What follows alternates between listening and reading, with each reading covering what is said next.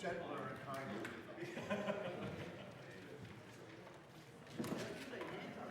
Subject for all of it. Actually, I think you agree.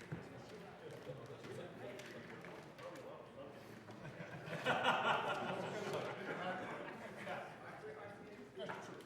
It has to do with an island. Nothing to do with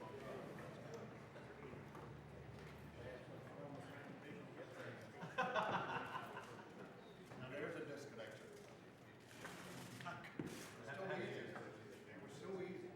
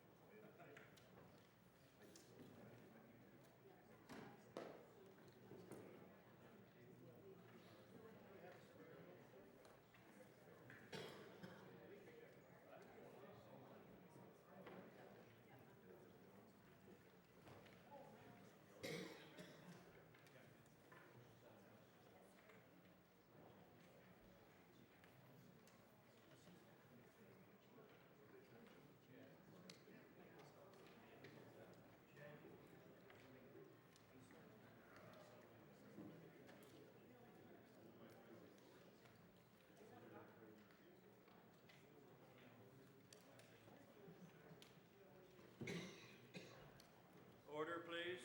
We'll get today's proceedings underway. Before we start the daily routine, the late debate topic, the gist of it reads, therefore it be resolved that the MLA for Cumberland North immediately come forward and stand up for the people who elected him and speak with the Minister of Justice about keeping the jail in Cumberland County, submitted by the Honourable Member for Yarmouth. And that debate will be held at 6 o'clock this evening. The daily routine, presenting and reading petitions. Presenting reports of committees.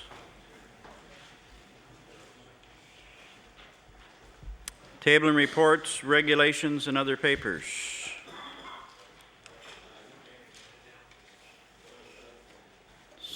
Statements by ministers.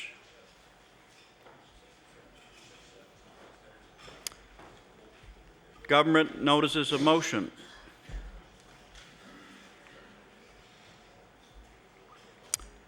Introduction of bills. The honourable member for Yarmouth. Thank you, Mr. Speaker. I beg leave to introduce a bill, an act to amend Chapter 94 of the Acts of 1971, an act to exempt Titleview Manor in the town of Yarmouth from taxation.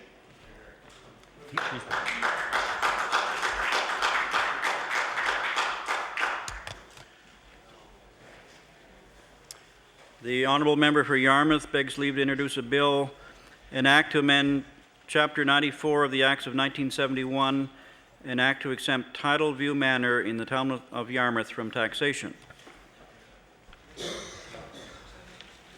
Bill 43, entitled An Act to Amend Chapter 94 of the Acts of 1971, an act to exempt Titleview Manor in the town of Yarmouth from taxation. Order this bill be read a second time on a future day. The Honourable Minister of Justice. Mr. Speaker, I beg leave to introduce a bill entitled An Act to Amend Chapter 4 of the Act of 1991, the Members and Public Employees Disclosure Act.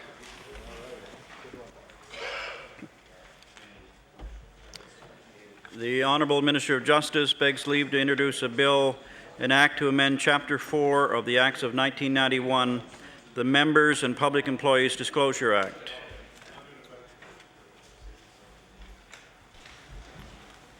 Bill 44, entitled An Act to Amend Chapter 4 of the Acts of 1991, the Members and Public Employees Disclosure Act. Order that this bill be read a second time on a future day. Any further bills? Notices of motion. The Honourable Leader of the Progressive Conservative Party. Thank you, Mr. Speaker. I hereby give notice on a future day. I shall move the adoption of the following resolution.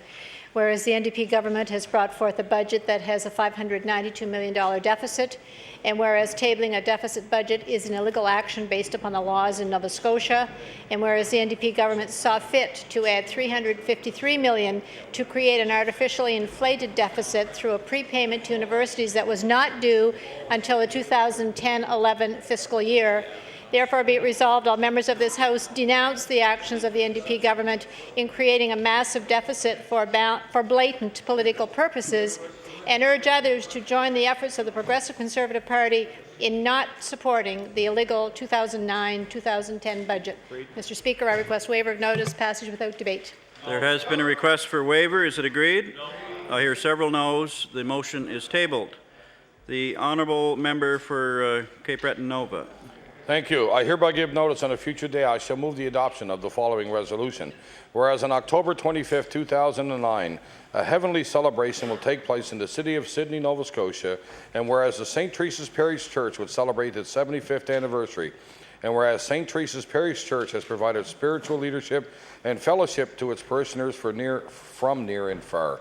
Therefore, be it resolved that the Nova Scotia Assembly congratulate the parish of St. Teresa's Church on its 75th anniversary and wish them all to continue fellowship in years to come. Mr. Speaker, I request waiver of notice and passage without debate. There has been a request for waiver. Is it agreed? All those in favour signify by saying aye. Aye. Those against say nay. The motion is carried. The Honourable Member for Dartmouth East. Thank you, Mr. Speaker. I hereby give notice that on a future day I shall move the adoption of the following resolution. Whereas the Sobey Art Foundation began in 2002 and is administered by the Art Gallery in Nova Scotia to Canadians under the age of 40, and whereas the Sobey Art Award is presented annually and awards a winner and 4 runners-up with a monetary prize, as well as exhibits their work at the Art Gallery Nova Scotia, and whereas Graham Peterson, a native of Saskatchewan and a graduate of NASCAD in 2002, has since remained a leading visual artist in Halifax and was recognized as one of the top 5 finalists from across Canada in the 2009 Sobey Art Awards. Therefore, be it resolved that the members of the House of Assembly recognize the accomplishment of Graham Patterson as a noteworthy artist and congratulate him on his achievement as a finalist for the 2009 Sobey Art Award. Mr. Speaker, I request waiver of notice and passage without debate.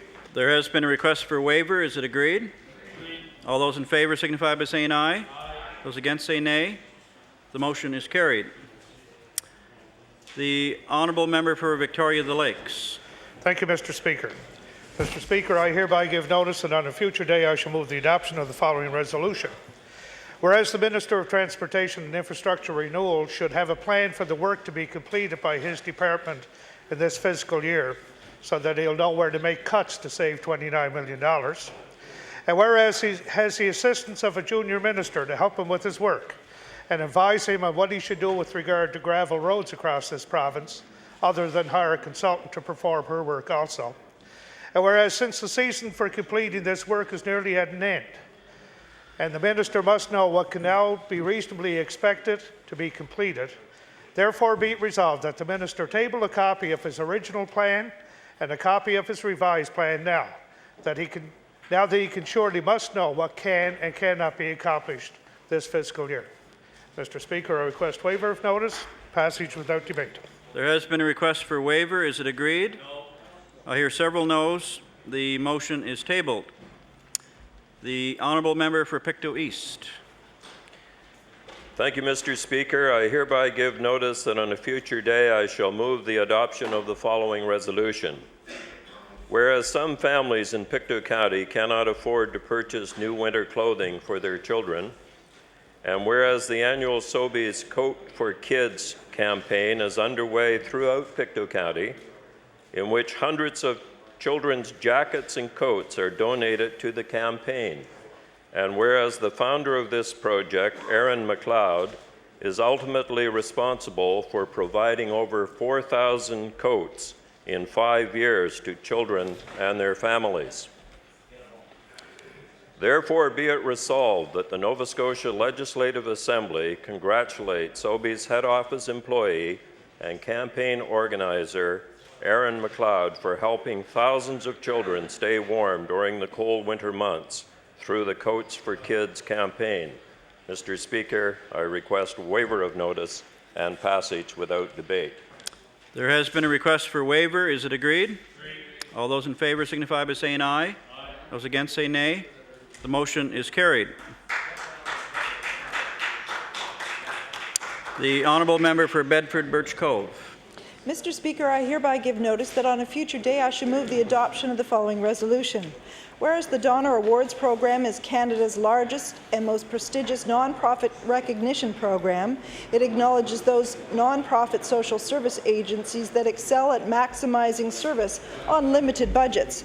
And whereas in 2009, 582 not-for-profit social services agencies across the country applied to be recognized with the Donner Award, and whereas on Friday, October 16, 2009, Alice Housing was nationally recognized with the Excellence in Provision of Basic Necessities Award, this organization's third award in the last 4 years.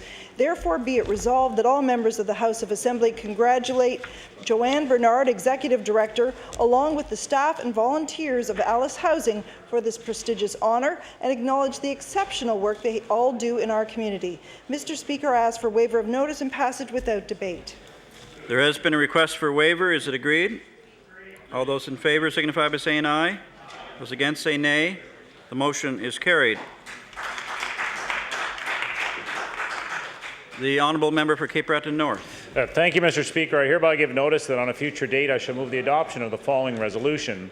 Whereas community rinks are the backbone of communities from one end of the Nova Scotia to the other, and whereas in the spring budget defeated by this current NDP government, another $2 million for a second consecutive year had been set aside that would have provided $27,000 to each of the 74 arenas across Nova Scotia, allowing them to make necessary repairs. And whereas the current NDP government, when they climb on their soapbox to tell Nova Scotians money is available for rinks, they skip a fundamental part of the story, which is that if rinks become eligible under the current health promotion programs, they're still responsible for their 50% of the cost. Therefore, be it resolved that this NDP government recognize the sum of the difficulties being experienced by community rinks in this province, assist them in more needed upgrades instead of telling them that they will have to pay 50% of any future cost for repairs, and I table that. The motion is tabled. The Honourable the Premier. Mr. Speaker, I hereby give notice that on a future day I shall move the adoption of the following resolution. whereas 140 years ago, child care organizations in Britain began sending impoverished children to Canada, where many faced initial hardships and setbacks. And whereas approximately 6,000 of those children were taken in by families across the Maritimes between 1869 and the 1930s. And whereas this year in Nova Scotia, October is the month of the British home child, therefore be it resolved that the members of this House recognize the thousands of British home children who worked hard to develop a new life here in Canada and send best wishes to their families, many of whom are still living in Nova Scotia today. Mr. Speaker, I would request waiver and passage without debate. There has been a request for a waiver. Is it agreed? All those in favour signify by saying aye. Aye. Those against say nay. The motion is carried. The honourable member for Digby Annapolis. Thank you, Mr. Speaker. Mr. Speaker, I hereby give notice that on a future day I shall move the adoption of the following resolution. Whereas the Digby Tigers under 18 girls soccer team won the Valley District Championship for the third year in a row down in Kings West 3-1 this past summer. And whereas for many of the girls on the Summer League team, this win is really their fourth district championship since they also won as members of the U16 Tigers. And whereas the Tigers went on to win silver at the provincial championships held in Milford, therefore, be it resolved that the members of the House of Assembly congratulate the Digby Tigers under 18 girls soccer team on their accomplishments this year and wish them continued success in the future. Mr. Speaker, I ask for waiver of notice and passage without debate. There has been a request for waiver. Is it agreed? Agreed. All those in favour signify by saying aye. Aye. Those against say nay. The motion is carried. The honourable member for Argyll. Thank you very much, Mr. Speaker. I hereby give notice on a future day I shall move the adoption of the following resolution. Whereas the NDP government has brought forward a budget that has a $592 million deficit, and where tabling a deficit budget is an illegal action based upon the Financial Measures Act. And whereas the NDP government saw fit to cut $26 million in capital grants to the district health authorities, where funding for improved medical facilities and equipment is so important to the healthcare system in Nova Scotia. Therefore, be it resolved that all members of this House denounce the actions of the NDP in creating a massive deficit for blatant political purposes and urge others to join the efforts of the Progressive Conservative Caucus in not supporting the illegal 2009-2010 budget. And the notice is tabled. The motion is tabled. The honourable member for Cole Harbour Eastern Passage. Thank you, Mr. Speaker. I hereby give notice that on a future day I shall move the adoption of the following resolution. Whereas Fergus Duke is a 15-year-old Cole Harbour youth who currently attends Auburn Drive High School and continues to demonstrate his extraordinary basketball skills through local, provincial and national success stories and achievements.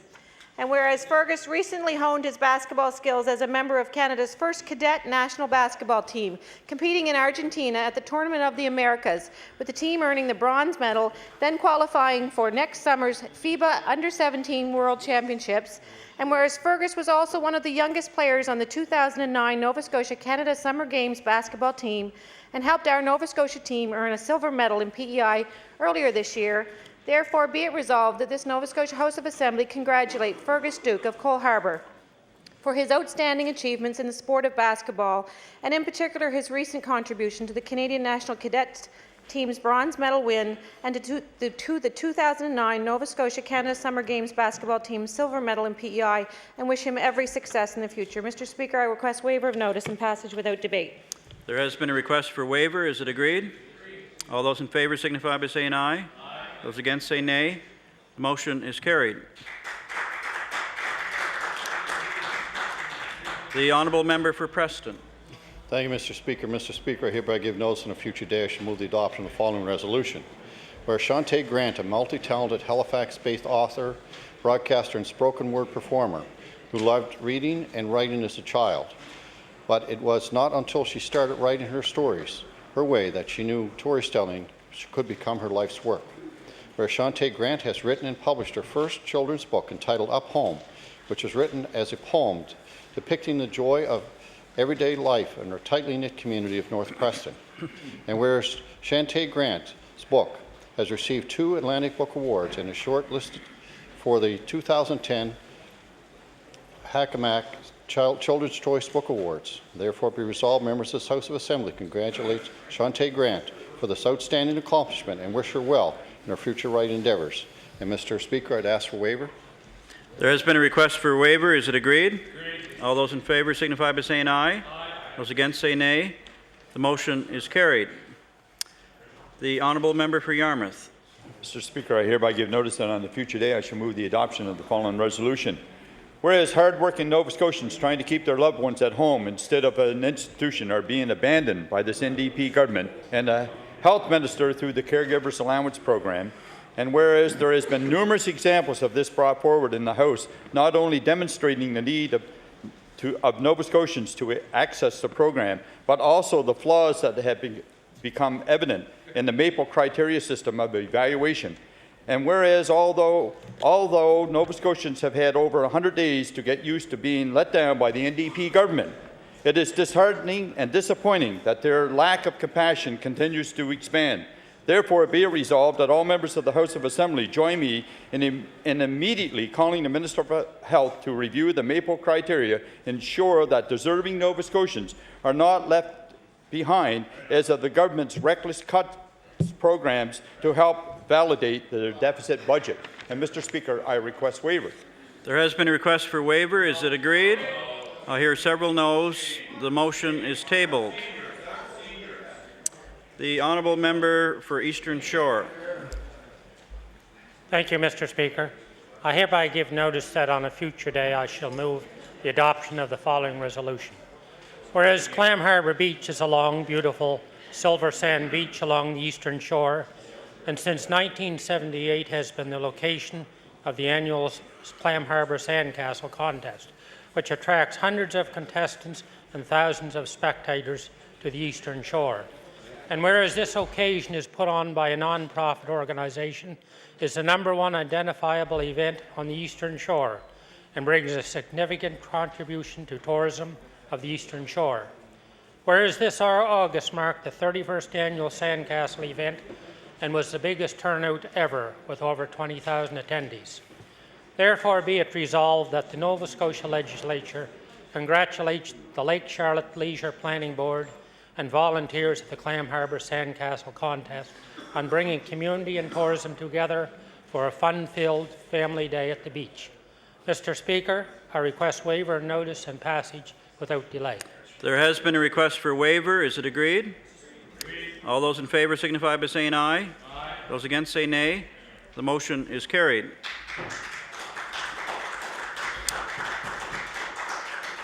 The honourable member for Kings West. Thank you, Mr. Speaker. Mr. Speaker, I hereby give notice on a future day I shall move the adoption of the following resolution. Whereas in June 2009, Roger Boutelier retired from Middleton Regional High School after 35 years of teaching, and whereas Roger is an avid runner whom for many years dreamed of running home to Wolfville from Middleton Regional High School, and whereas in honour of his final day of teaching, Roger Boutelier used the back roads and spent 8.5 hours running home to Wolfville. Therefore, be it resolved that members of the House of Assembly congratulate Roger Boutelier for this accomplishment, wish him good health and happiness throughout his retirement. Mr. Speaker, I ask for waiver of notice, passage without debate. There has been a request for waiver. Is it agreed? Agreed. All those in favour signify by saying aye. Aye. Those against say nay. The motion is carried.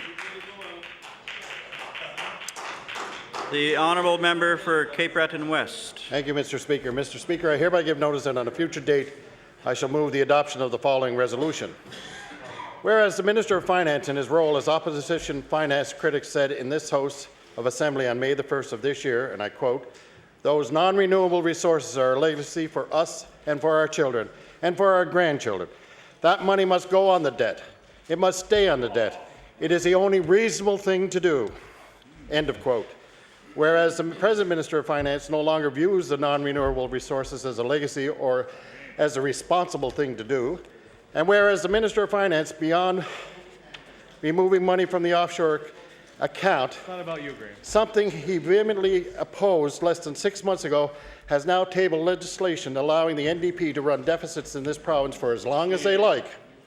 Therefore, be it resolved that all members of this House of Assembly immediately call upon the Premier to demand that his Minister of Finance implement changes to the Financial Measures Act, detailing a recovery plan from this artificial deficit inflicted upon us by the new Democratic government. And Mr. Speaker, I would ask for waiver of notice and passage without debate. There has been a request for waiver. Is it agreed? I hear several noes. The motion is tabled. The honourable member for Guysborough-Sheet Harbour. Notice that on a future day I shall move the adoption of the following resolution. Whereas Sheet Harbour Consolidated Elementary School was one of 20 schools chosen among hundreds from across Canada to receive an Indigo Love of Reading grant for $50,000, and whereas Lynn Lowe, Shelley Leslie, Judith Graham, and Marion Gammon of Sheet Harbour Consolidated Elementary School were instrumental in preparing the application for the grant, and whereas Sheet Harbour Consolidated Elementary School hosted a Love of Reading celebration on Wednesday, October the 7th, 2009, to kick off the grant to the school, which included students reading poems, doing skits, and singing songs. Therefore, be it resolved that the Nova Scotia Legislature congratulates the staff and students of Sheet Harbour Consolidated Elementary School for their successful application to the Indigo Love of Reading Foundation. Mr. Speaker, I request waiver of notice and passage without debate. There has been a request for waiver. Is it agreed? All those in favour signify by saying aye. Those against say nay. The motion is carried.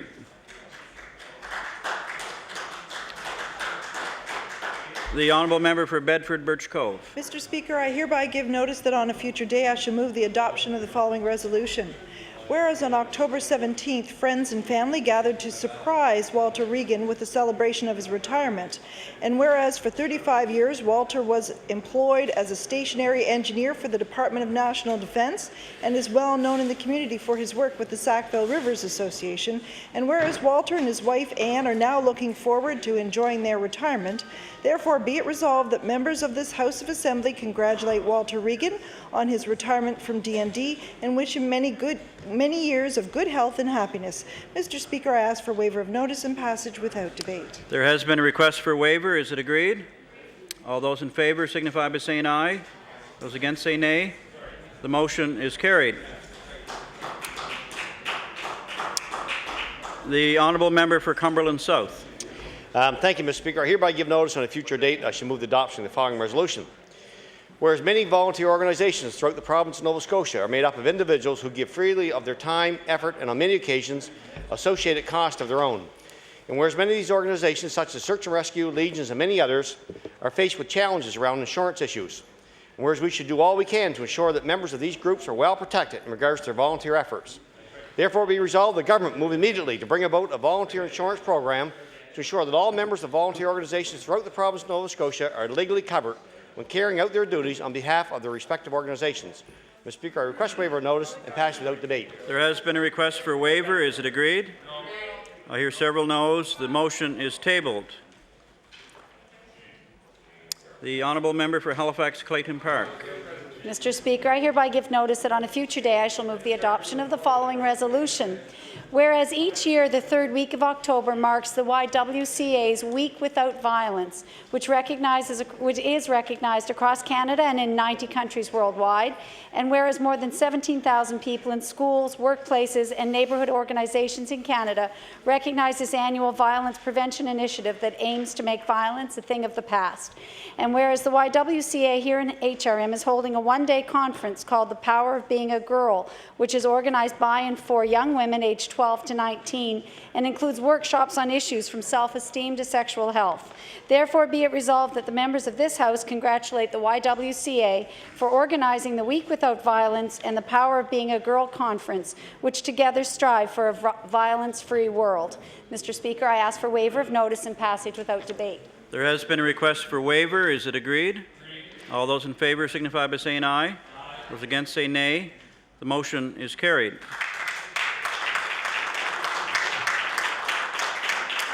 The honourable member for Argyll. I hereby give notice on a future day I shall move the adoption of the following resolution.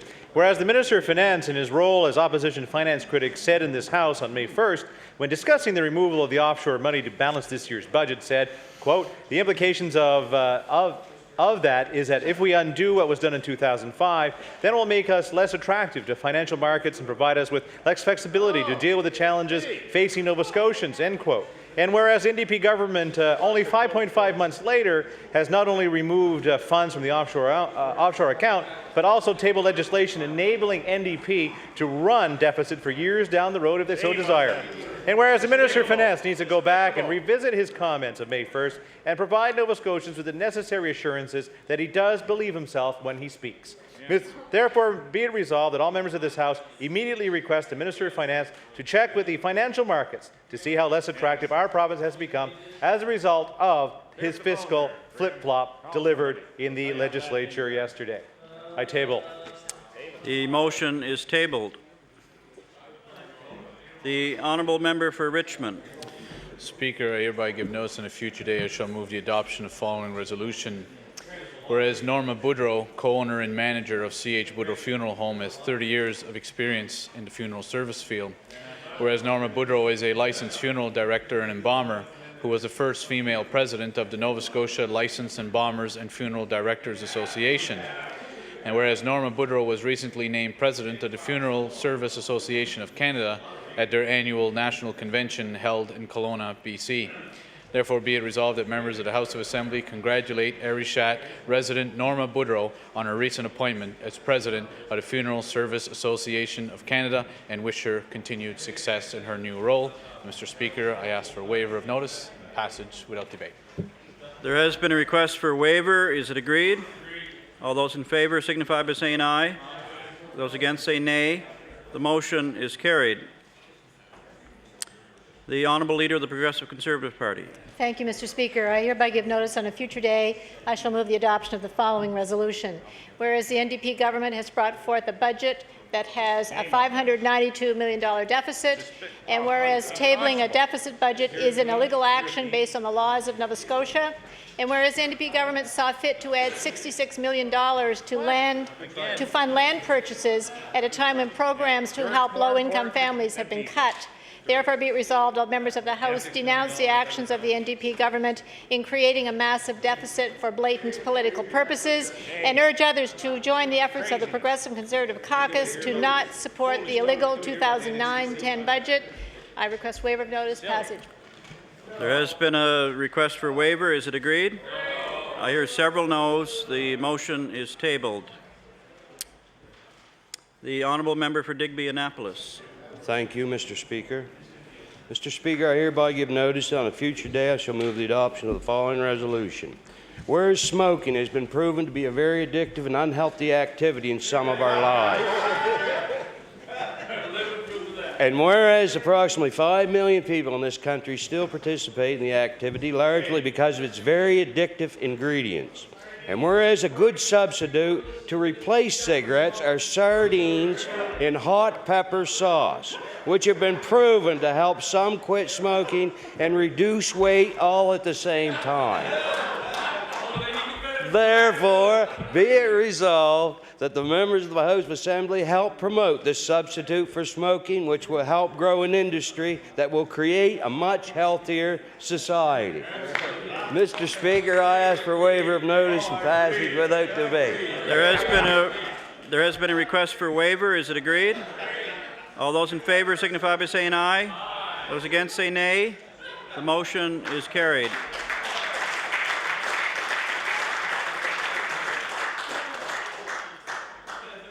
The honourable member for Cape Breton West. Thank you, Mr. Speaker. And Mr. Speaker, I hereby give notice that on a future date I shall move the adoption of the following resolution. Order, please. There's a bit too much chatter. I'm having trouble hearing the honourable member. The honourable member for Cape Breton West. Thank you, Mr. Speaker. Mr. Speaker, I hereby give notice that on a future date I shall move the adoption of the following resolution. Whereas the NDP government has brought forth a budget that has a $592 million unnecessary deficit, and whereas tabling a deficit budget is an illegal action based upon the Financial Measures Act, and whereas the NDP government saw fit to cut $2 million from the rink revitalization program when funding for this program allowed 76 rinks around Nova Scotia to have $27,000 for upgrades and improvements that did not require matching funds, thus making minor hockey more affordable for Nova Scotian families. Therefore, be it resolved that all members of this House denounce the actions of the NDP government in creating a massive deficit for blatant political purposes and urge others to join in the efforts of the Progressive Conservative Caucus in not supporting the illegal 2009-2010 budget. Agreed. Go for waiver. We're going to ask for waiver of notice and pass it without debate. There has been a request for waiver. Is it agreed? I hear several noes. The motion is tabled. The honourable member for Preston. Thank you, Mr. Speaker. Mr. Speaker, I hereby give notice on a future day I shall move the adoption of the following resolution. Whereas Robert Bob Crothers, a former Liberal MLA for Hants East, and his wife Judy have celebrated their 35th wedding anniversary on October 12, 2009. Whereas Bob and Judy Crothers put family and community first, supporting many local organizations with their fundraising efforts while at the same time participating in a very successful law firm. Whereas Bob and Judy Crothers also support the IWK and Truro Hospital, as many of their co-workers do in the law firm. Therefore, be resolved, members of the House of Assembly congratulate Bob and Judy Crothers on the 35 years of marriage and wish them continued success supporting local community organizations, as well as enjoying many more years of happiness together. And I wish to ask for waiver.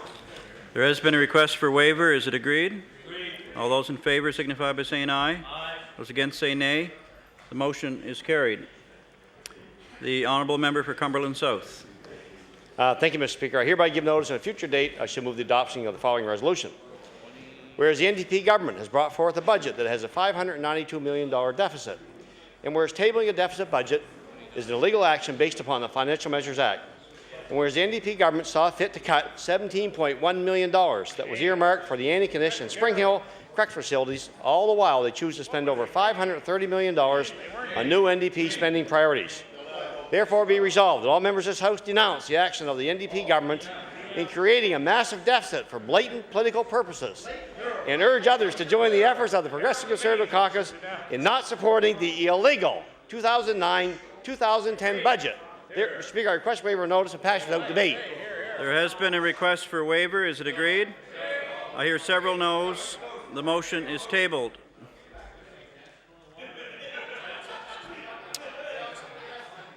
The honourable member for Richmond.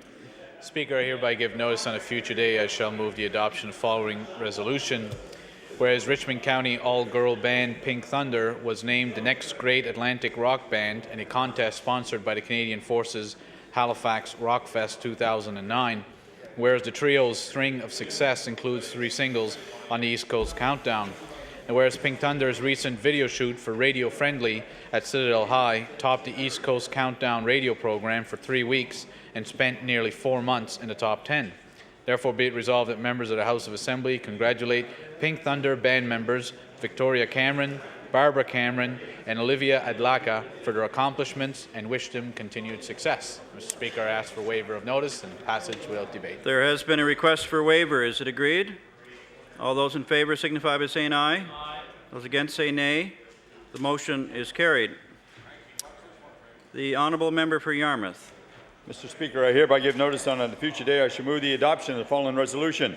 Whereas the NDP government has brought forth a budget that has a $592 million deficit, and whereas tabling a deficit budget is an illegal action based upon our Financial Measures Act, and whereas the NDP government saw fit to cut $29 million, equivalent to 116 kilometres of secondary road pavement, to capital road construction for what the PC government proposed in May to address our infrastructure needs. Therefore, be it resolved that all members of the House denounce the actions of the NDP government in creating a massive deficit for blatant political purposes and urge others to join in the efforts of the Progressive Conservative Caucus and not supporting the illegal 2009-2010 budget.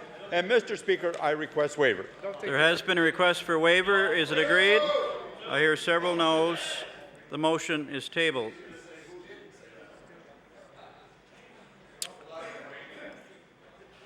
The honourable member for Halifax Clayton Park. Mr. Speaker, I hereby give notice that on a future day I shall move the adoption of the following resolution. Whereas Nancy Smithers, the founder and CEO of Naturally Nova Scotia, has been awarded the Organic Achievement Award from the Canadian Health Food Association. And whereas Ms. Smithers started the business in 1994 and it has grown to employ more than 30 people in the last 15 years. And whereas Naturally Nova Scotia is now Canada's leading manufacturer and distributor of certified organic, whole food, natural health products. Therefore, be it resolved that the members of this House of Assembly congratulate Nancy Smithers on receiving the Organic Achievement Award and wish her continued success in the future. Mr. Speaker, I ask for waiver of notice and passage without debate. There has been a request for waiver. Is it agreed? All those in favour signify by saying aye. Aye. Those against say nay. The motion is carried. The honourable member for Victoria of the Lakes. Mr. Speaker, I hereby give notice that on a future day I shall move the adoption of the following resolution.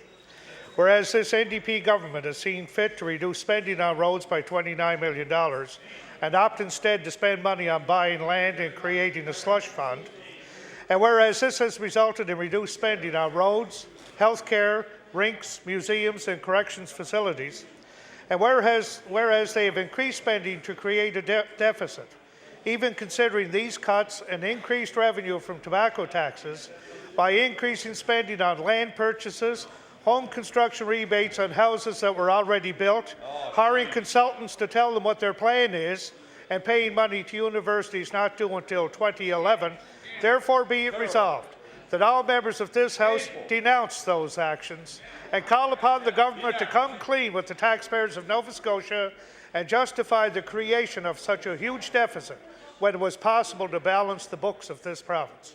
Mr. Speaker, I request waiver of notice and passage without debate. There has been a request for waiver. Is it agreed? I hear several noes. The motion is tabled. The honourable member for Cape Breton North. Glad the Deputy Premier is listening. Mr. Speaker, I hereby give notice that on a future date I shall move the adoption of the following resolution. Whereas the NDP government has brought forth a budget that has an unnecessary $592 million deficit, and whereas tabling a deficit budget is an illegal action based upon the law in Nova Scotia, and whereas the NDP government does not have faith or trust in the civil service of this province and are fixated on hiring consultants $100,000 at a time to give them advice they simply do not take or just plain ignore. Therefore, be it resolved that all members of this House denounce the actions of the NDP government in creating an unnecessary, massive deficit for blatant political purposes and urge others to join the efforts of the Progressive Conservative Caucus in not supporting the illegal 2009-10 budget. Mr. Speaker, I table the notice. The motion is tabled.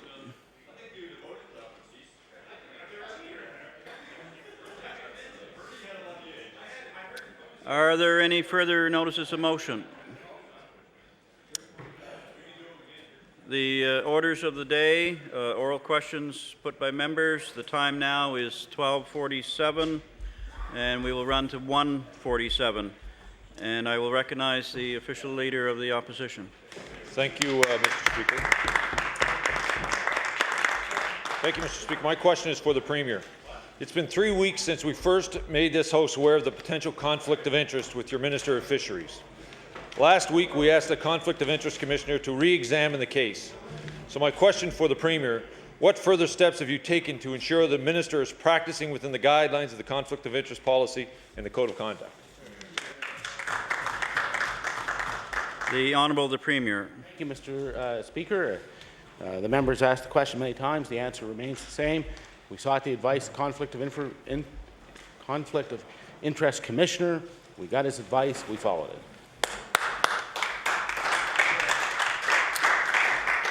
The Honourable Leader of the Official Opposition on your first supplementary. Thank you, Mr. Speaker. It's now the 20th of October. The Minister of Fishery has been a member of the Executive Council for almost 4 months.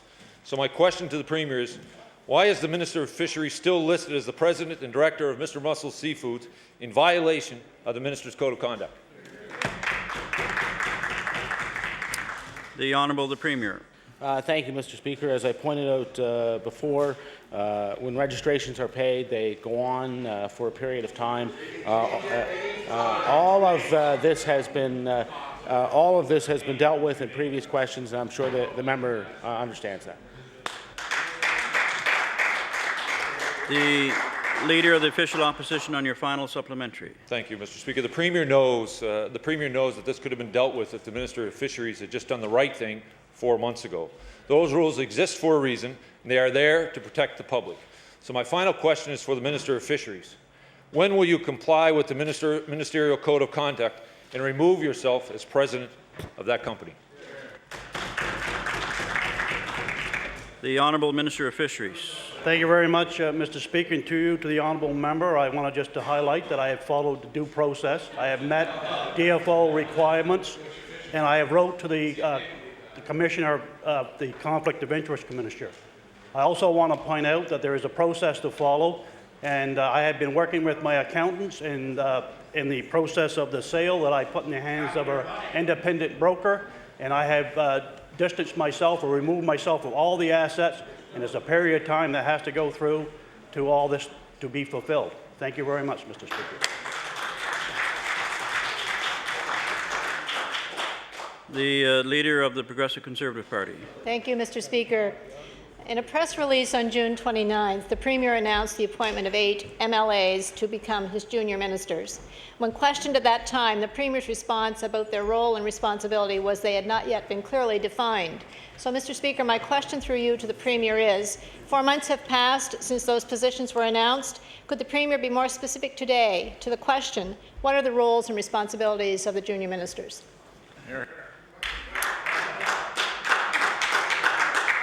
The Honourable the Premier. Thank you, Mr. Speaker. First thing I'd like to do is correct something that the honourable member said in the question, which is that they were junior ministers. They're not junior ministers. They're ministerial assistants. Their jobs are, of course, to assist the ministers whom they are assistant to in the fulfillment of their duties to ensure, as the member knows, there are big workloads on the reduced size of cabinet, and this allows us to have the flexibility to help in assisting with those duties.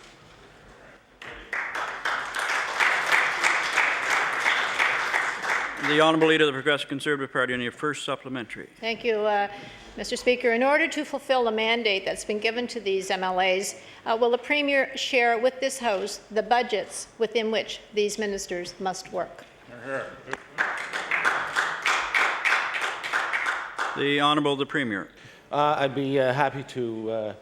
There is no remuneration paid to the ministerial assistant. They do it as part of their everyday work as a member of the legislature. So far as I can tell, all of them are enjoying the experience. They are fulfilling those duties as they should.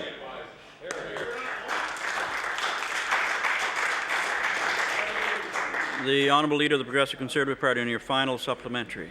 Thank you, Mr. Speaker. With no remuneration, no budget, I would direct this question to the Premier. Since these people have been appointed on June 29th, will the Premier table in this House all of the expenses incurred by each of these ministers, junior ministers, whatever, including staffing, travel, and accommodations, both within the province and outside?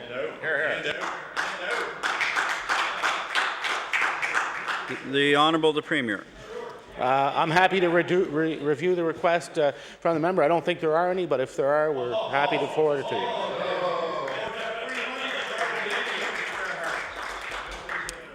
The Honourable the member from Richmond.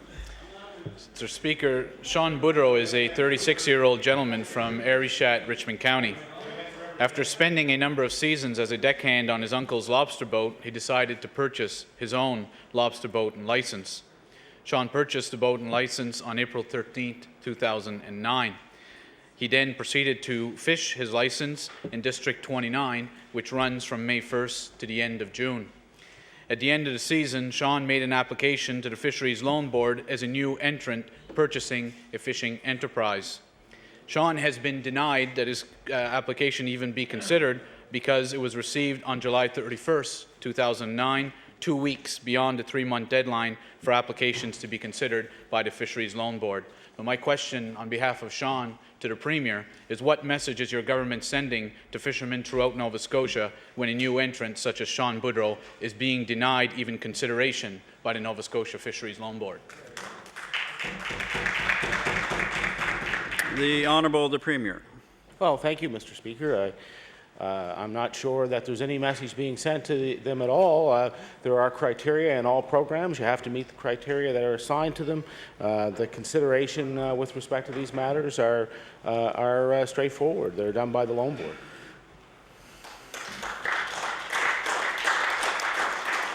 The Honourable Member for Richmond on your first supplementary. Well, Mr. Speaker, what's interesting is the Premier is basically saying there was a deadline and he missed the deadline, which apparently is important to this government. But then again, if you're Sean Boudreau, you're looking at the fact that the individual who purchased the Minister of Fisheries license didn't appear to have any problems in obtaining $567,000 in funding from Nova Scotia taxpayers. And if the Premier is really concerned about deadlines, he's also left to wonder, why does the Minister of Fisheries still sit as a director of a company in clear violation of the Ministerial Code of Conduct? So my question to the Premier is, why is there a double standard when it comes to your government that deadlines should be applied to Sean Boudreau but shouldn't be applied to your Minister of Fisheries? The Honourable the Premier. Thank you, Mr. Speaker. In response to the member, I said no such thing. I said that these are administered by the Loan Board. They have their own criteria. They administer it.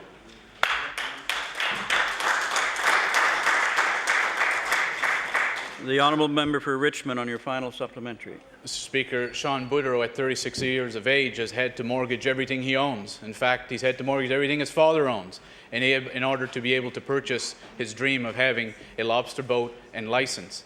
Now, the government of the day is telling him that while he was actually fishing his lobster license, which is unlike your Minister of Fisheries, who hasn't had somebody else fishing his license for the past 3 years, which seems fine with this Premier, Sean was out fishing, trying to earn a living, and as a result of that was unable to meet the deadline and was 2 weeks late. So if the Premier is truly concerned about new entrants entering the fishery in this province, I'll ask him now, will you commit to asking the director of the Nova Scotia Fisheries Loan Board to have Sean's application put before the board for its consideration, rather than the current position of denying him because he was 2 weeks late?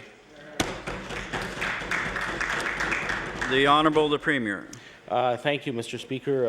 I'm not aware of all the criteria associated with the Loan Board. I'm not aware, for example, as to whether or not there is an appeal to the decision that was made by the Loan Board, but I would certainly advise the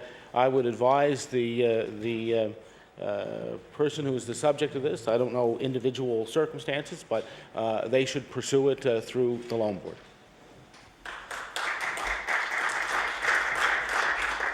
The Honourable Member for Richmond on a new question. Yes, Speaker, let's try this one. Speaker, a headline in today's media is of great concern to Nova Scotians. Former Nova Scotia lawyer Srivasan Pillai has been sentenced to 4 years in prison for stealing more than $1.3 million from nearly 3 dozen clients. Mr. Pillai pleaded guilty to 34 counts of theft. Needless to say, this has caused concern over the integrity of the Nova Scotia justice system. There is a legitimate fear that Nova Scotians will look at this case as an excuse to avoid getting legal counsel for important matters. Speaker, my question to the Minister of Justice and Attorney General is, what steps have your department taken to address this matter and ensure the integrity of our justice system? The Honourable Minister of Justice. There's a process in place, and the process acted in accordance to its rules and guidelines, and action was taken, and I have no further comment on the fact that that he was sentenced. Appropriate action was taken. The Honourable Member for Richmond on your first supplementary. Well, Speaker, it's hard to ask for more reassurance than that from the Minister of Justice and Attorney General with that reply. So, Speaker, Mr. Pillai has been found guilty of one of the largest cases of fraud by a Canadian lawyer. Client funds were taken and apparently used to feed a gambling addiction. The range of loss for clients ranged from $1,000 to $293,000. All clients have been refunded by the Nova Scotia Barristers Society following a $750 one-time levy each lawyer in Nova Scotia was forced to pay. Nova Scotians are left to ask how this could have happened without being detected earlier. So my first supplementary to the Minister of Justice is, what assurances can the Minister give Nova Scotians that such cases of lawyer fraud will not occur in the future? The Honourable Minister of Justice.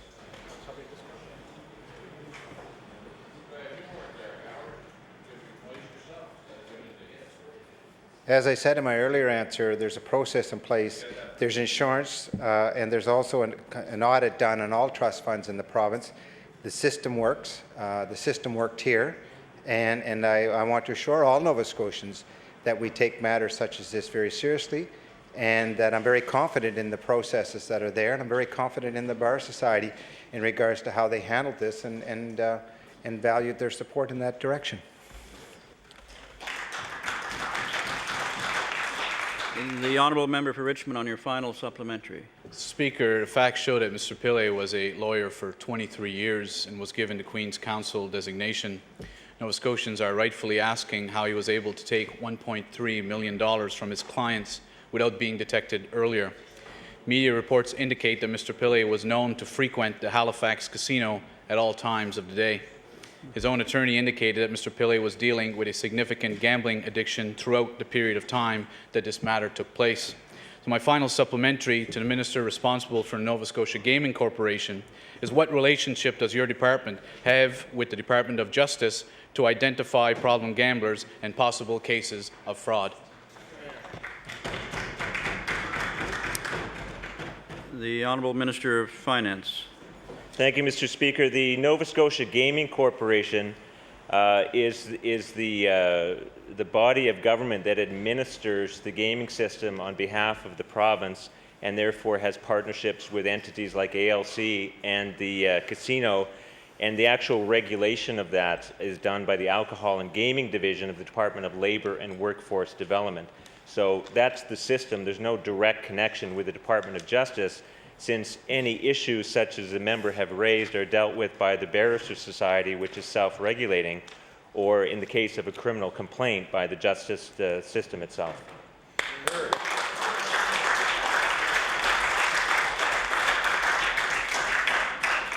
The honourable member for Cape Breton North. Yes, thank you very much, Mr. Speaker. My question through you is to the Minister of Finance.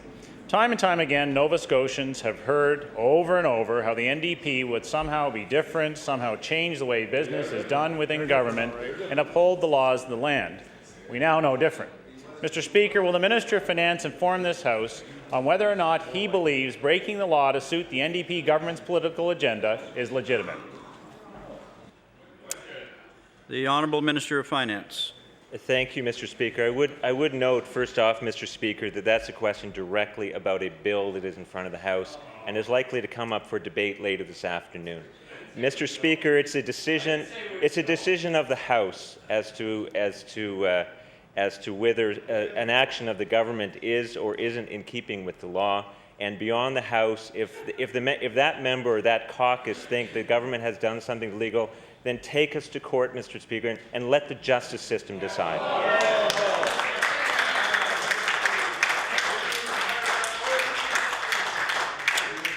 The honourable member for Cape Breton North on your first supplementary. Well, thank you very much, Mr. Speaker. And I didn't say which bill, but obviously he has interpreted exactly what the NDP have gone against in this province. Mr. Speaker, the Minister of Finance may not be a ventriloquist, but he has mastered speaking from both sides of his mouth. The minister, when opposition, said one thing. In fact, he said lots of things about past Liberal and Tory governments, and yet in government does the exact opposite. He's betrayed his own words and political actions for the sake of grabbing power here in this province.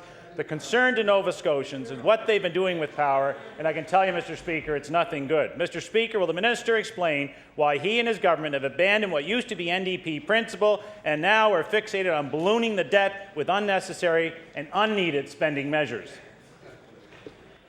The Honourable Minister of Finance. Thank you, Mr. Speaker. Mr. Speaker, the essential problem here is that the previous government was taking us down an unsustainable path, Mr. Speaker.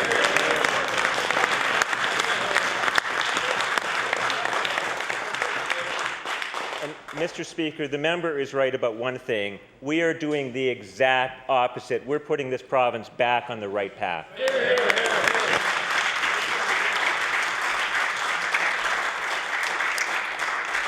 The honourable member for Cape Breton North on your final supplementary. Thank you, Mr. Speaker. What is painfully clear in Nova Scotia that what is unsustainable in this province is a promise from the NDP to actually live up to their word of what they said on one side of the House and try to deliver on the other. Mr. Speaker, the Minister of Finance criticized and voted against the previous government for a measure to remove funding from the Offshore Revenue Fund to balance the year's budget.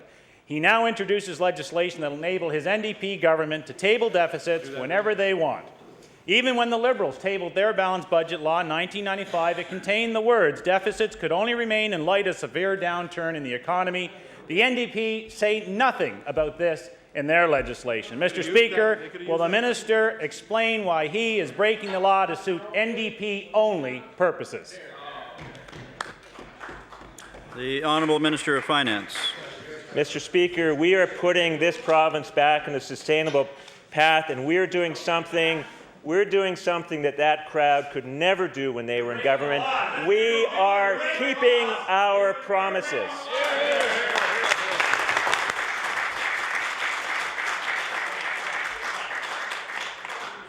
The honourable member for Richmond.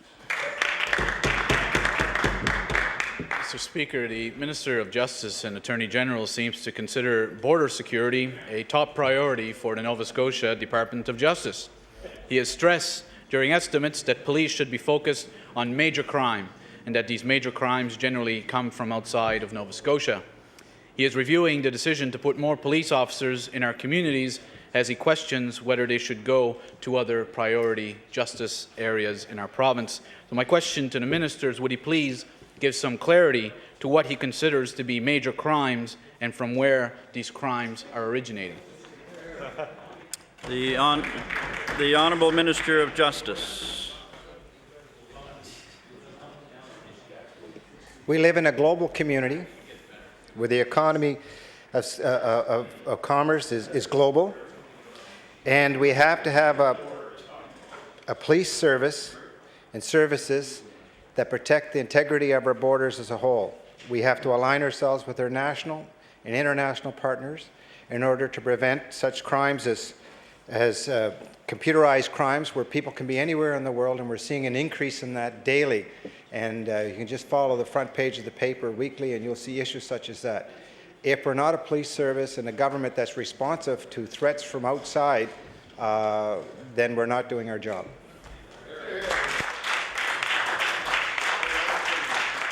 The honourable member for Richmond on your first supplementary.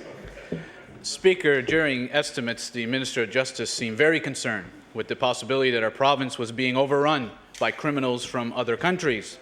The minister spoke at length about approaching issues of justice, quote, through an economic lens, end quote. He stated that the province shouldn't be putting police officers on social issues, but they should instead be focused on protecting our borders from criminals entering from other countries. I'm assuming that's the borders of Nova Scotia, Mr. Speaker. But specifically, he went on to say the minister showed a great deal of concern regarding Mexican drug cartels. So my question to the minister is, would the Minister of Justice elaborate on the extent to which he thinks that members of Mexican drug cartels are a problem here in Nova Scotia? The Honourable Minister of Justice. You know, Mr. Speaker, in all due respect, I believe that the honourable member there sat in a different hearing than I was presenting, or otherwise I didn't communicate the message very well. There's clips of words taken from a long discussion on the issue.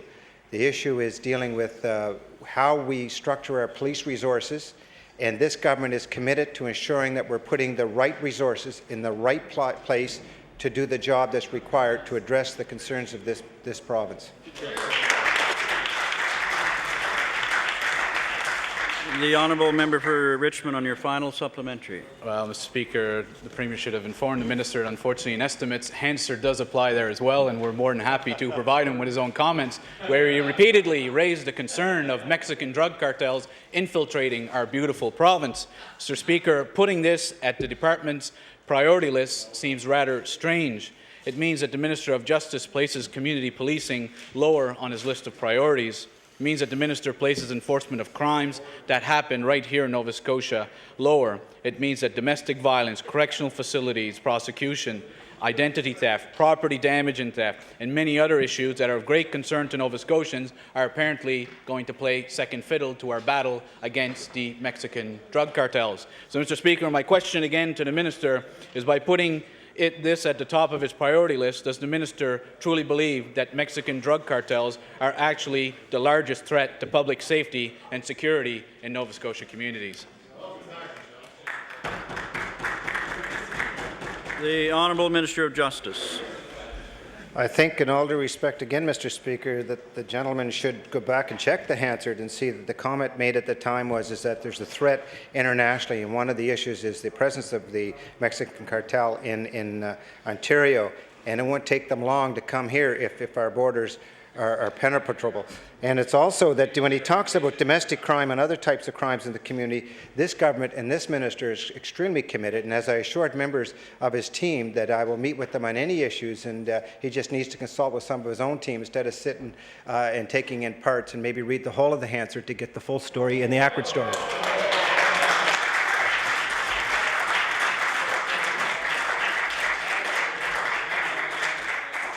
The Honourable Member for Victoria the Lakes.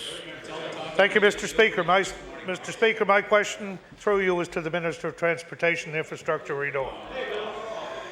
Mr. Speaker, this NDP government has repeatedly praised itself for living within its means and cited small cabinet as an example of beingly, while at the same time having junior ministers or minister assistants assist ministers who have more than one portfolio. My question to the Minister of Transportation and Infrastructure Renewal is, how much is it costing your department to have his junior minister, the member from Queens, compile an inventory and report on all gravel roads in this province?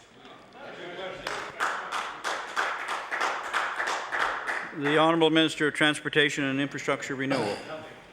Thank you, Mr. Speaker, and I thank the member opposite for the question. When the Premier brought to our attention the possibility of having ministerial assistance, and that's the key thing here, ministerial assistance, I looked at the opportunity and said there are a number of people who are in my caucus that I'm looking forward to working with. And I can assure you, when it came to the decision that was made, that I was going to have the opportunity to work with a young MLA from Queens based upon her experience and some of the priorities that she had decided that were interesting to her when she was the critic in transportation.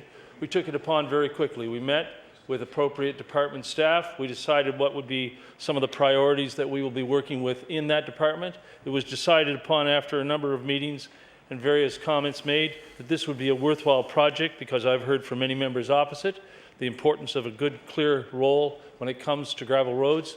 That is not well underway, and as of this moment, based upon the amount of time that it's taken, the amount of meetings that have been held, there have been no associated costs.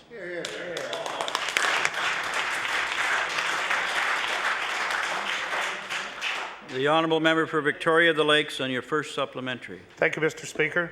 Mr. Speaker, this NDP government has repeatedly turned its back on the knowledge, experience, and hard work of our dedicated civil service, preferring instead to contract out work to consultants at a cost of hundreds of thousands of dollars.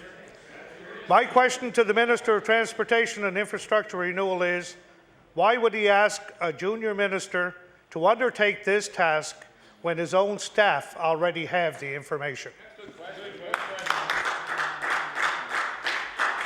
The Honourable Minister of Transportation and Infrastructure Renewal. Thank you, Mr. Speaker, and to the member opposite again, the semantics of the description of a junior minister is not appropriate in my opinion. This young woman from Queens has been in the House as long as the member opposite has. She's been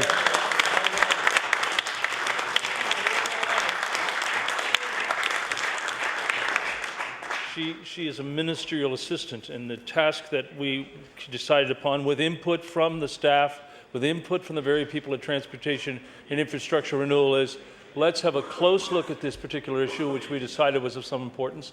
Let's survey members of the House. Let's allow members on all sides of the House to have their say on the importance of gravel roads. It's just not a matter of making sure that we're going to listen to everybody here, but the department is going to work with the member from Queens, making sure that we have the correct information, and when it comes to deciding priorities for upcoming budgets, we will have that opportunity. Staff has been extremely cooperative with the MLA for Queens. They have been extremely cooperative with me as the minister. They see it as a worthwhile task and something that we can all benefit from. And if there's members opposite who believe,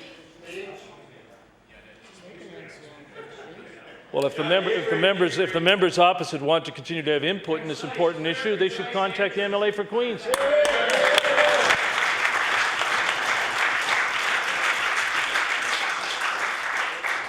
The honourable member for Victoria the Lakes on your final supplementary. Thank you, Mr. Speaker. The answer to that question was similar to the one that was given to the residents of the Cabot Trail last evening. Mr. Speaker, this government has tabled a budget with a deficit of over $590 million. As my final supplementary, I'm asking that the Minister of Transportation and Infrastructure Renewal explain how much of the $29 million cut from his road budget, money that could have been used to pave 116 kilometres of secondary roads, will go to supporting the expenses of this ministerial assistant and her support staff. The Honourable Minister of Transportation and Infrastructure Renewal. Well, I better get started because there's a lot to say on this one. Thank you to the member opposite for the question. Some of the statistics that, of course, we've mentioned before, we've over a ton. We're looking at the many answers that we can give you. We want to make sure of the fact this has been the busiest paving season in 15 years in this province. The busiest paving season in 15 years. And, you know, I find it quite ironic that that member will stand in his place and question some of our priorities. When you look at the amount of work that was done in your riding, shame on you to stand in this place. Shame on you to make a big deal of this, because I want you to be aware of something. I want you to be very aware of the fact that there are a number of priority projects that we're going to continue to work with on all sides of this House. Members of your caucus have taken the time to meet with me privately and to look at their priorities. I've had members of the Liberal Party do the same thing. Members of my party do the same thing. Okay. We get the correct information, the right information. We're going to make the correct and the right decisions. Thank you, Minister. And I thank the MLA for...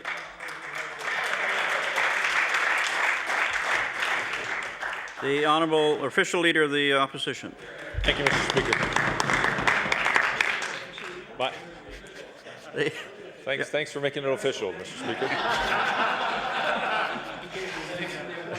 Mr. Speaker, my question is for the Minister of Community Services. 3 weeks ago, I brought a sad and unfair practice of the Minister's Department to our attention. We told you about a family in my riding who qualified for the caregiver's allowance. This couple care for the son with multiple health challenges. They also have 2 other teenage children at home. They met all the government's stringent criteria and were approved. But because they received social assistance, the Department of Community Services clawed back 70% of their allowance. So my question to the Minister is, have you had your department review this policy? The Honourable Minister of Community Services. Thank you, Mr. Speaker, and thank you to the Honourable Member for his question. And I would like for the Honourable Member to know that we are going forward very strongly with our poverty reduction strategy. And the fact is that the policy that he's referring to is a policy that's been in place for quite some time under the former government, who never saw a need to even look to change it. And we are looking to change it. That's why we are going forward very strongly with the poverty reduction strategy. Thank you. The Leader of the Official Opposition on your first supplementary. Thank you, Mr. Speaker. Mr. Speaker, this government considers the caregiver's allowance earned income under its rules for receiving social assistance. This is unfair to people who deserve our help. The Minister has the power to change this policy. So my question to the Minister is, will you tell the Department of Community Services to stop the practice of clawbacks of the allowance for families who need our help? The Honourable Minister of Community Services. Thank you, Mr. Speaker. Once again, I would like to let the Honourable Member know the fact is that we do not work in silos. We work together with our different departments. And as the Minister of Health has stated in the House, She is looking at the caregiver program. I'm looking at these issues through the poverty reduction strategy, the ESIA strategy, which I've invited a lot of consultation. I've invited the opposition to be a part of that, and things take time in the sense that I'd love to make the changes today. However, that would not be the appropriate and responsible things to do because there's so many factors that interrelate with other individuals. Thank you. The Leader of the Official Opposition on your final supplementary. Mr. Speaker, the responsible and appropriate thing to do would be to treat Nova Scotians with the respect they deserve. This family qualified for the caregiver's allowance, and her department is taking 70% of it back. Mr. Speaker, we know that many Nova Scotians who qualified for this program are not on social assistance. This would be a small number of Nova Scotians. You could go a long way. You could go a long way to show those Nova Scotians and all Nova Scotians that your department cares about the most vulnerable people in our society. And I would ask you one more time, and I'll ask you one more time, and I'll ask you one more time, Mr. Speaker. They want to answer her questions. They won't answer their own when they're put to them, Mr. Speaker. Your question, please. Mr. Speaker, my question to the minister is, will you end this practice and treat this family with the respect they deserve? The Honourable Minister of Community Services. Thank you, Mr. Speaker. And to the honourable member, as I explained, these situations are complex, not as easy as he tries to present them, because maybe he's saying there's a not significant numbers that need this change immediately. This change would be a cause and effect for many other Nova Scotians. So it's my commitment to be fair to all Nova Scotians, and that's why I need to look at it in a global manner to make sure that the services that we do offer are not a band-aid approach and just a one-off for political points. I'm here to make a difference for the vulnerable people of Nova Scotia and make that commitment. Thank you.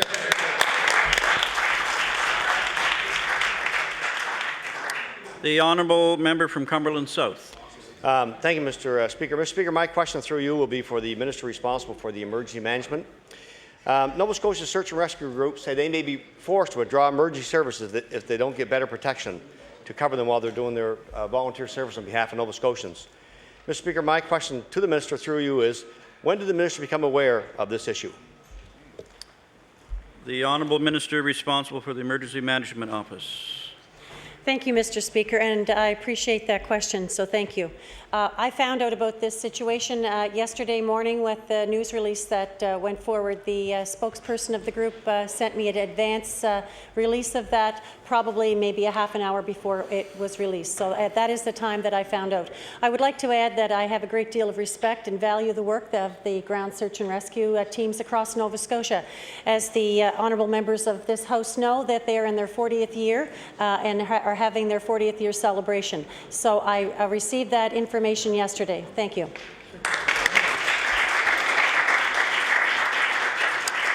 The Honourable Member for Cumberland South on your first supplementary. Thank you, Mr. Speaker, and thank you to the Minister for the answer. My question to the Minister then is this. Will the Minister immediately use her office, her department, to resolve this issue on behalf of all search and rescues in Nova Scotia, and if need be, immediately meet with the Executive so they can be assured that the government will do everything possible to cover them during their service to this province? The Honourable Minister responsible for the Emergency Management Office. Thank you, Mr. Speaker. I am more than willing to meet with people that request a meeting with me. I have not met with the incoming president or members of the Ground Search and Rescue, and if they approach me for a meeting, I would gladly oblige. I look forward to a meeting with them if they want to meet with me. Thank you. The Honourable Member for Cumberland South on your final supplementary. Thank you, Mr. Speaker, and again, thank you to the Minister. But, Mr. Speaker, through you, Nova Scotians can't wait until a meeting is requested by this very important group of Nova Scotians. They've already stated that if they're not protected liability-wise, they may be forced to withdraw their services. Mr. Speaker, I think the House would agree.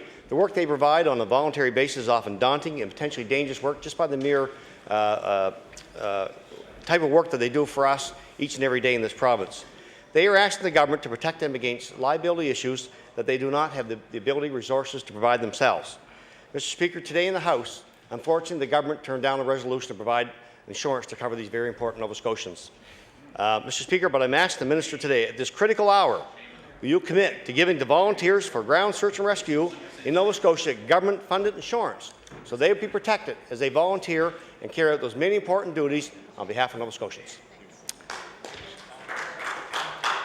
The Honourable Minister responsible for the Emergency Management Office. Thank you very much. What I would like to say is that I immediately went into action with the staff. I requested a meeting with them around options that we can be looking at.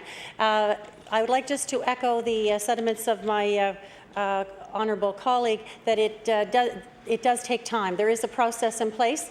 I cannot stand here and provide a clear and concise answer because there's many things I need to look at. I need to look at options. I look at what is needed. I have not had discussions with Ground Search and Rescue, so all I know about the information is what I've heard in the media. I have met with my staff and they're working through options at this time. I would like to also add that I value the service that they are providing. The member opposite made a comment about the valuable service that Ground Search and Rescue offered to Nova Scotians, and I want to echo that to this House. I know we all value the work that they've done on behalf of all Nova Scotians.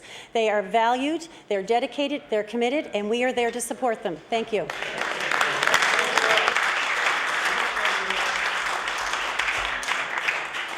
The Honourable Member for Halifax Clayton Park. Thank you. Mr. Speaker, my question today is for the Minister of Health. Currently, individuals in Nova Scotia diagnosed with macular degeneration are facing blindness within 6 months unless they can personally afford Lucentis.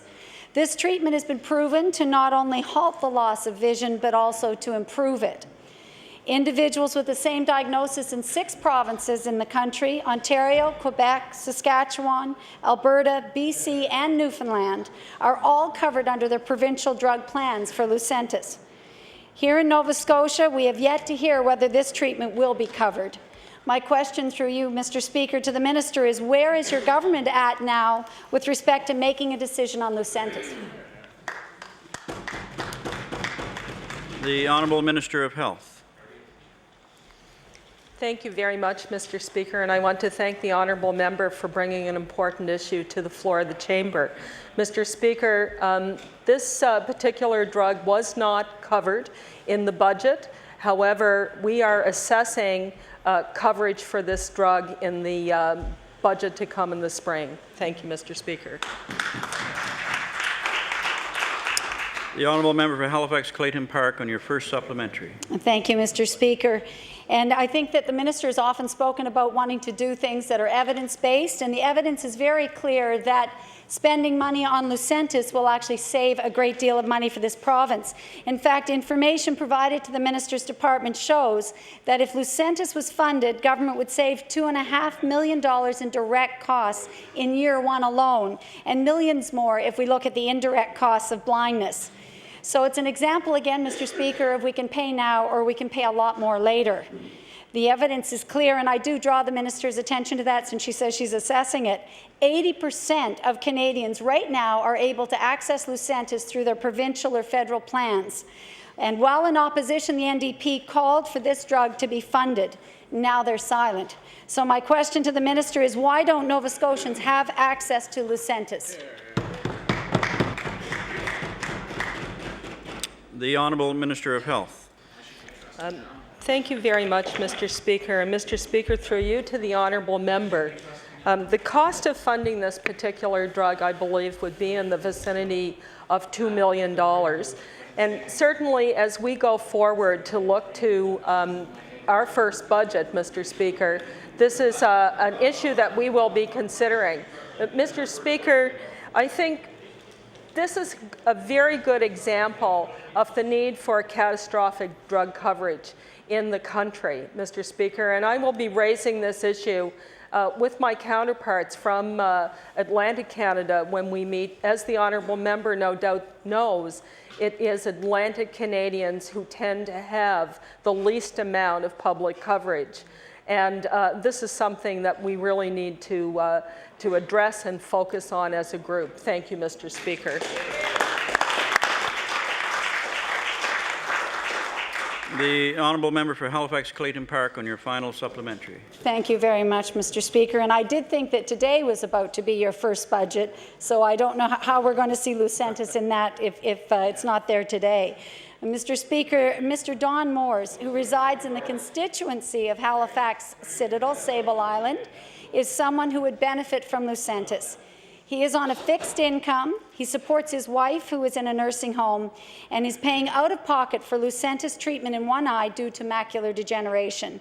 Mr. Moores is blind in the other eye due to surgical glaucoma, and without Lucentis, he would be completely blind.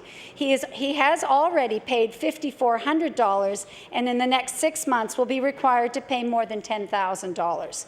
My question to the Minister, Mr. Speaker, is on behalf of Don Moores and other Nova Scotians suffering from macular degeneration, can the Minister commit today in the Legislature as to when she will come forward with a decision on this important drug?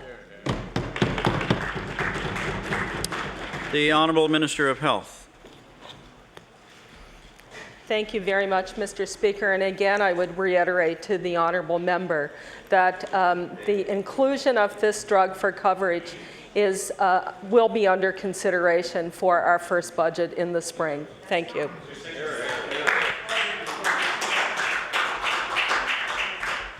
The Honourable Member for Dartmouth East. Thank you, Mr. Speaker. And my question is for the Minister of Health. And since the budget in the spring will actually be budget number 2, and she's calling it number 1, maybe I now know why there's so many problems at the Dartmouth General. The department can't count. Last week I asked the Minister of Health to provide some solutions for the short-term problems at the Dartmouth General Hospital, but instead she chose to point fingers. And unfortunately, pointing fingers and some of the solutions, like going to the Cobequid Centre, don't solve the immediate problem at the Dartmouth General. Transferring patients to Cobequid when this facility is neither an inpatient facility and doesn't have the staff complement of specialists to help the critically ill that the Dartmouth General is dealing don't work at all. So the Minister's now had a few days to consider this.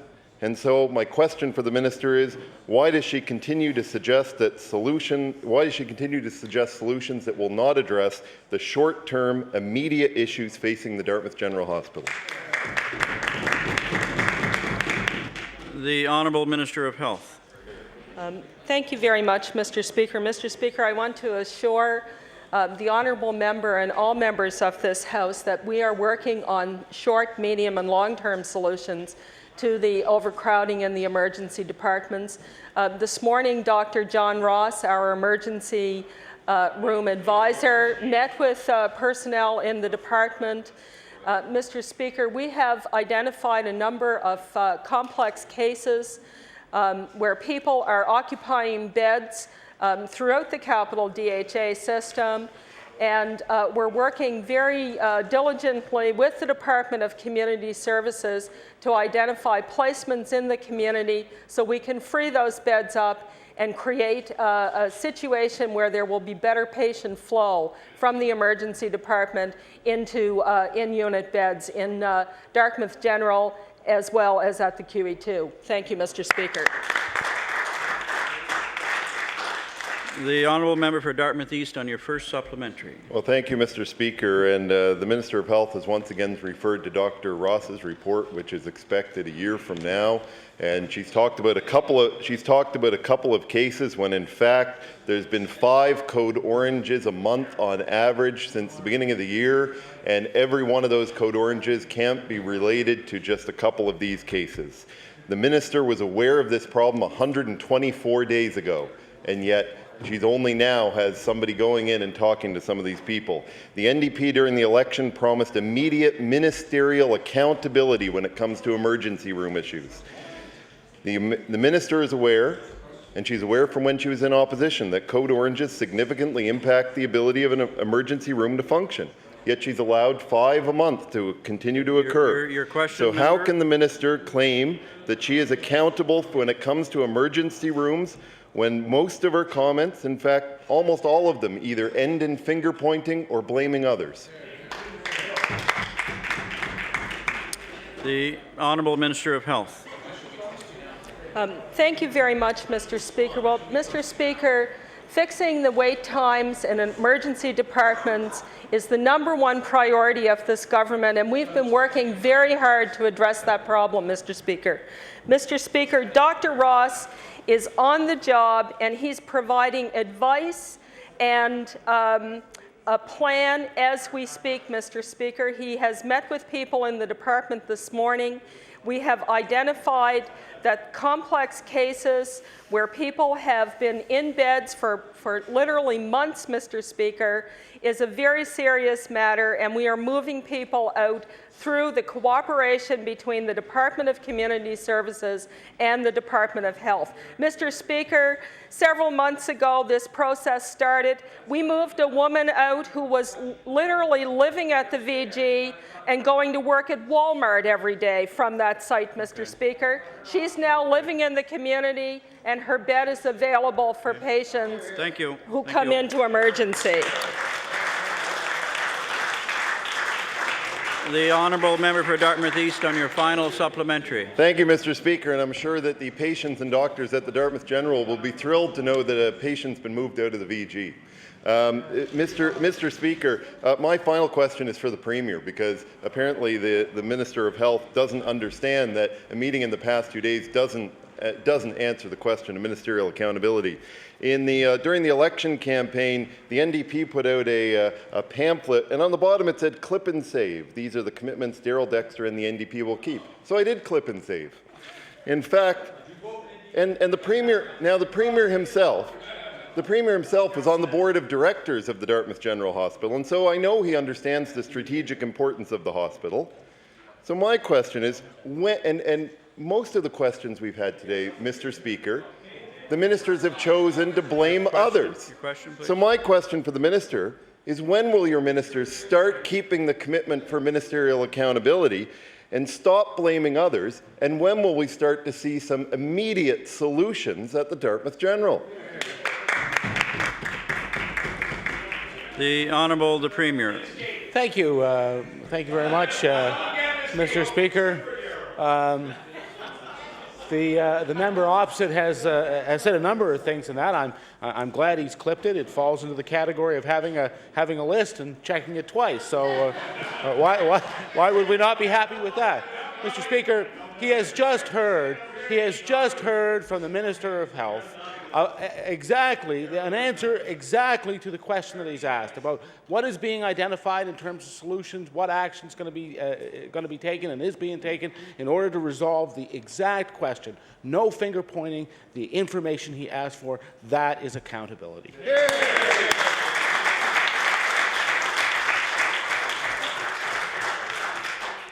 The Honourable Member for Yarmouth. Thank you, Mr. Speaker. My question is for the Minister of Health. Mr. Speaker, on this past weekend, I had to do a home visit to a lady. Her mother is 95 years young. She is blind. She had a serious stroke. She needs 24-hour care, and she applied for the caregiver's allowance, and she was declined. Mr. Speaker, I have clippings from the local Vanguard, clippings from the Chronicle Herald yesterday. I have the assessment that was done by the Southwest Health Authority. I have the review that they've asked to have a review of the file. I have a copy of the letter to the Premier, a copy of the letter to the Minister, and I'm asking the Minister, on this case, would she look at this? This lady is 95 years young, and she is totally blind. She needs 24-hour care, and I'm asking the Minister, it's the Maple 5 criteria, and there's one element of that they're saying that she does not fit into. The lady needs help. She cannot even feed herself. I'm asking the Minister if she will look into this and report back. Okay. The Honourable the Minister of Health. Thank you very much, Mr. Speaker, and I thank the honourable member for the question. Mr. Speaker, first of all, I want to say that we have been evaluating this program, which we've talked about here before, and we all recognize it's a new program, a program that was designed by the former government. Mr. Speaker, We have met with Caregivers Nova Scotia to get some input from them with respect to the program. And Mr. Speaker, I would be very happy to look into the specifics of this particular case on behalf of the honourable member. But Mr. Speaker, we will use the information we're gathering from various groups like Caregivers Nova Scotia to improve on the program that this government intends to introduce in our first budget this spring.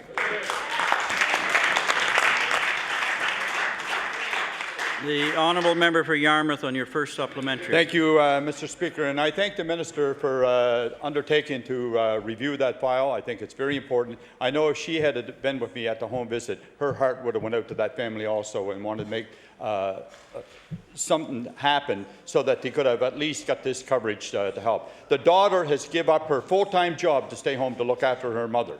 So I think it's prudent of all of us in this House to look at our seniors and do whatever we can possible to help them in their golden years and to live in the environment that they're accustomed to.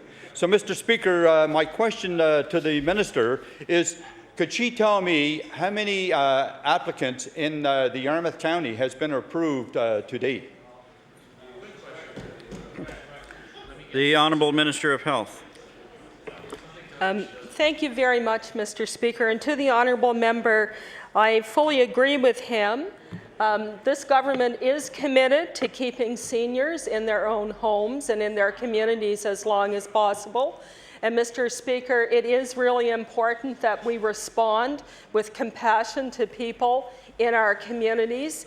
Mr. Speaker, with respect to the numbers of people from the Yarmouth area, I don't have that information, Mr. Speaker. We have information with respect to each DHA, and that certainly is something that I would undertake to provide to the honourable member with respect to the DHA in which Yarmouth is located.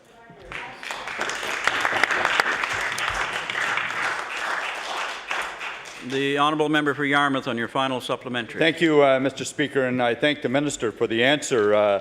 I can tell the minister and all members of the House that on Friday when I did the visit, I was informed that three seniors had been approved in the Yarmouth area. And I do not have the facts to back that up. I'm just telling the minister that was the information that was given to me through the DHA. So anyhow, Mr. Speaker, I'm asking now if the minister would look at the Maple 5 criteria. And the one that is given the serious problems to the people for their assessment is item 2, serious behavioral problems. Well, this lady is 95 years young, and she is a very gentle and loving person. And I have known her for years now. And for her to be declined just onto that one criteria, and she fits all the other 4 criteria, Mr. Speaker, I think there's a serious flaw into the criteria. So I'd ask the minister if she would look at item 2 into the Maple 5 criteria. The Honourable Minister of Health. Thank you very much, Mr. Speaker. Mr. Speaker, this program was designed as a targeted program to provide a benefit to caregivers who are caring for someone who has the highest level of needs using a standardized assessment tool.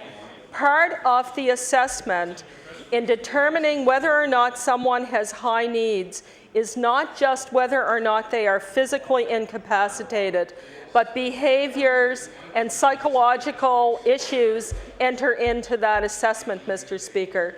But as I said earlier, we are very carefully watching and evaluating this particular new program with a view to improving on the program when we introduce our own program in the spring in front of us, Mr. Speaker. Thank you.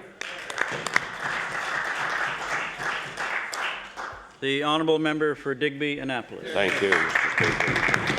Mr. Speaker, my question is for the Minister of Health also.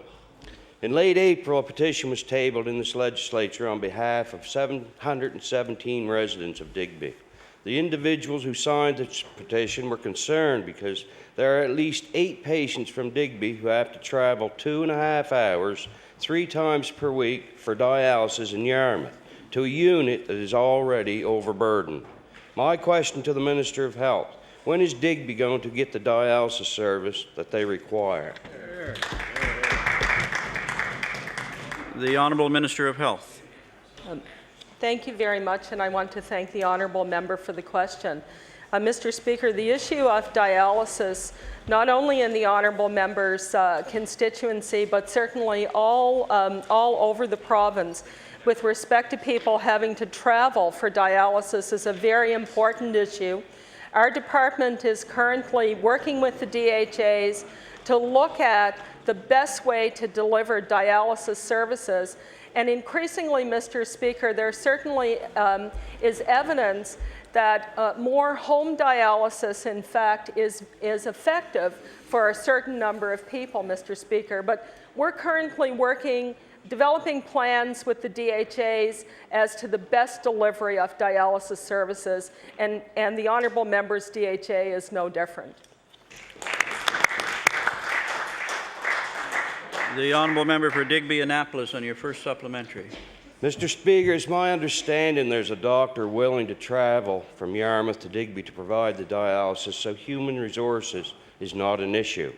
The strategic plan calls for a safe, critical mass of patients, which appears to be the case. The plan calls for capacity to deliver the service, and this can happen. The only thing missing is the funding model for the physician and an investment in the equipment. So will the minister have this issue reviewed by the DHA and staff of the Nova Scotia Renal program so that this dialysis can be provided in Digby sooner rather than later? The Honourable Minister of Health. Thank you very much, Mr. Speaker. Well, Mr. Speaker, as I said, renal dialysis and other forms of dialysis are an issue throughout the province, and each DHA is goes through a process of looking at what are the best ways to deliver this program. And certainly, Mr. Speaker, we're constantly reviewing and upgrading our plans for the delivery of dialysis in the province. The honourable member for Digby Annapolis on your final supplementary. Mr. Speaker, this plan was supposed to be ready within 5 years, the renewal program. And I just want to ask the minister, how can you explain to the people of Digby how they would have to wait for 5 years to have this dialysis done? Because I'm sure in 8 years, these 8 people won't be alive. So is it possible that the minister could explain that to the people of Digby? The Honourable Minister of Health. Thank you very much, Mr. Speaker. Mr. Speaker, our department is very aware that the requirements for dialysis are growing in the province every day, particularly as a result of the rates of diabetes that we have in the province of Nova Scotia, Mr. Speaker. And Mr. Speaker, to that end... Order, please. The time for oral question period has expired. And I'll now recognize the Honourable Government House Leader. Thank you, Mr. Speaker. Mr. Speaker, would you call public bills for third reading? Public bills for third reading. Mr. Speaker, could you call Bill number 42, the Appropriations Act 2009? Bill number 42, the Appropriations Act 2009. And I'll recognize the Honourable Minister of Finance. Thank you, Mr. Speaker. I move third reading of Bill 42, the Appropriations Act 2009. The Honourable Minister of Finance has moved third reading of Bill 42, the Appropriations Act 2009. Would all those in favour of the motion please say, I have a request for a recorded vote. We'll then ask the clerks to, is there 2 members that have asked? Okay, we'll ask the clerks then to ring the bells, and we'll have... Oh, you're asked for a recorded vote right now. Okay.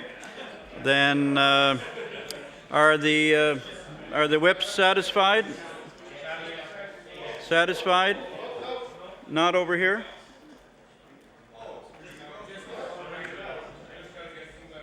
Okay, we'll take a short recess while the members are gathered. Just stay put and we'll be right back, folks.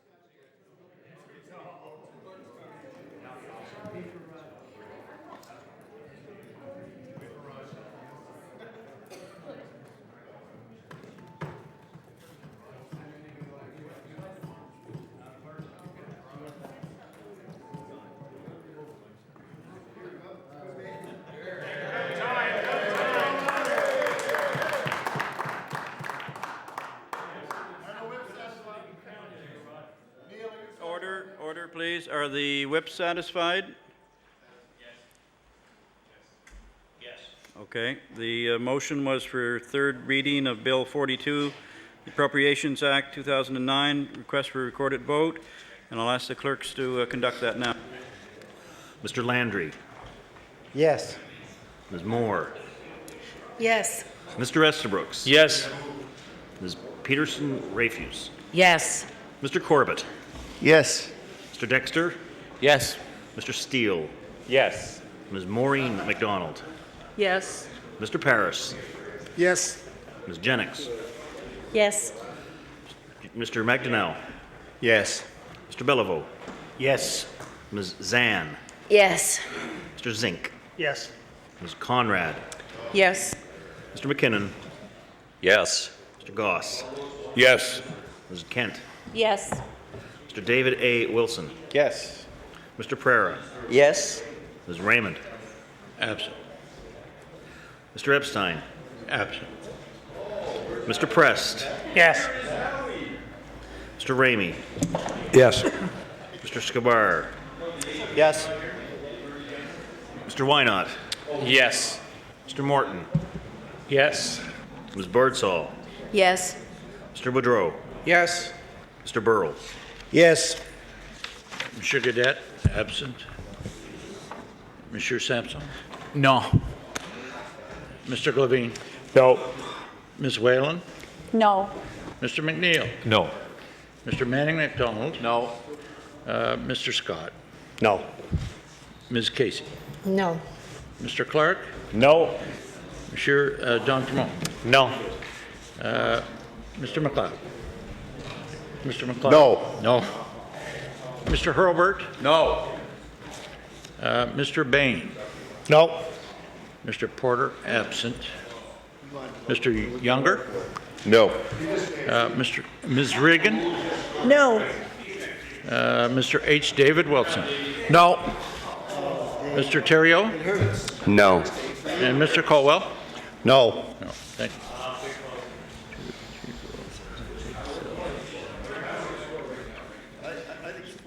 2017. 20, yeah. Those in support of the motion, 28. Those opposed, 17. The motion is carried. Order that the bill do pass. Order the title be as read by the clerk, and order that the bill be engrossed. I'll recognize the Government House Leader. Thank you, Mr. Speaker. Could you call bills for second reading, please? Bills for second reading. Could you call Bill 29, the Financial Measures Act 2009? Financial Measures Act, Bill 29. I'll recognize the Honourable Minister of Finance.